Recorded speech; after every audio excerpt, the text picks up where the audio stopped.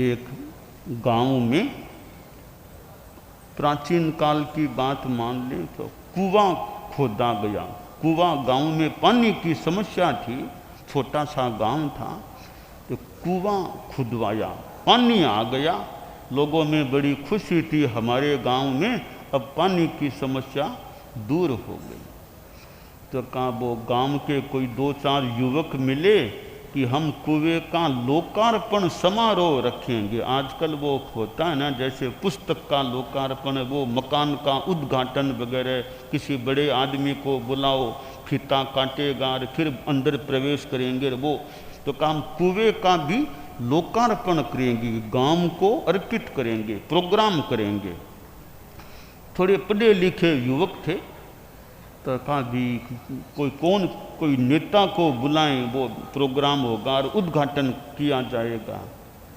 तब कुछ युवक बोले, 1-2 उनमें से, कि नेता अच्छे हैं, नेता भी ठीक है, पर हमारे गांव के पास एक सन्यासियों का आश्रम है, तो क्यों नहीं सन्यासी जी को बुलाएं, उनका 1 घंटा का प्रवचन भी करा लें और उसी प्रोग्राम में कुएं का लोकार्पण करा देंगे, सन्यासी जी के हाथ से ही करा देंगे। कहा ये बढ़िया है, धार्मिक प्रवचन हो जाएगा और फिर बाबा जी ही उद्घाटन कर देंगे। तो वो युवक आश्रम में गए, वो बड़े बाबा जी बैठे थे, बोले बाबा जी हमारे गांव में कुआं खुदवाया गया, तो लोकार्पण समारोह हमारा परसों रखना चाहते हैं, आप पधार जाओ। तो सन्यास का ठीक है, आ सकता हूँ, कितने बजे आना? कि प्रोग्राम 10 बजे से है, हम लोग आ जाएंगे आपको लेने के लिए, आप 5-7 मिनट पहले पधार जाओ, थोड़ा आराम कर लो, 10 बजे प्रोग्राम है। ठीक है। परसों का दिन आया तो वो 2-3 युवक गए बाबा जी को लेने। बाबा जी टाइमली एकदम पधारे।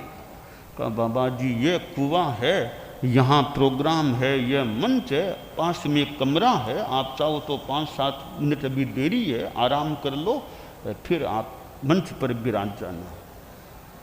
तो बाबा जी ने कहा भाई यहाँ तो थोड़ी बदबू आ रही है, इस प्रोग्राम का जो ये आपका पंडाल है, ये कुआं है, थोड़ी बदबू आ रही है, तो बदबू में प्रोग्राम कैसे होगा? लड़के युवक बोले बाबा जी बदबू तो हमें भी आ रही है, कई देर से आ रही है, तो पर पता नहीं कहाँ से आ रही है। तो बाबा जी ने कहा थोड़ा ध्यान दो, ये बदबू में लोग भी बैठेंगे तो उनको भी थोड़ा अच्छा नहीं लगेगा, तो खोजो बदबू कहाँ आ रही है, कहाँ से आ रही है। तो बाबा जी और खोज लेते हैं, हमें तो काफ़ी देर से खोजा, पता नहीं चला। तो बाबा जी ने कहा मेरे साथ आओ। बाबा जी कुएं के निकट गए, कुएं में झांका तो 2 कुत्ते मरे हुए पड़े थे कुएं में। वो कोई रात को वो अंधेरा था और कुत्ते झगड़ते आए, वो कुत्ते में दोनों गिर गए, मर गए, उनके शरीर से सड़ान आ रही थी। बाबा जी बोले देखो ये कुत्ते मरे पड़े हैं, इनके शरीर की बदबू आ रही है। अब तो युवक लगे ऐसे कर्मचारियों को बुला करके कुत्तों को निकलवा करके दूर बूर दिया गया, स्थापित कर दिया गया, और अब वो बदबू आना बंद हो गया। अब प्रोग्राम हुआ और बाबा जी ने 1 घंटा तक वो धर्म की, अध्यात्म की, उपासना आदि आदि की बातें बताई। और वो वार्ता के दौरान ये ऐसी ही कोई बात मानो, राग द्वेष वाली बात। बाबा जी बोले राग और द्वेष प्रबल होते हैं तब दुख की बदबू आती है, राग द्वेष शांत हो गए, क्षीण हो गए तो दुख की बदबू नहीं आती। जैसे कि ये 2 मरे हुए कुत्ते अंदर पड़े थे तो बदबू आ रही थी, उनको निकाल के दूर कर दिया, अब बदबू का आना बंद हो गया।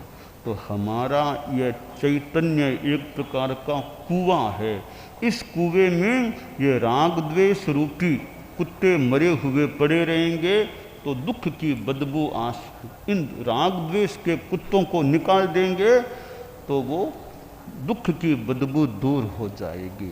तो आयारों में जो कहा गया, दो हिम अंते हिम अदिश्यमाणे, बीतराग पुरुष न राग में दिखाई देता न द्वेष में दिखाई देता, तो हम भी जितना हो सके राग द्वेष के भावों को प्रतनु बनाने का प्रयास करें।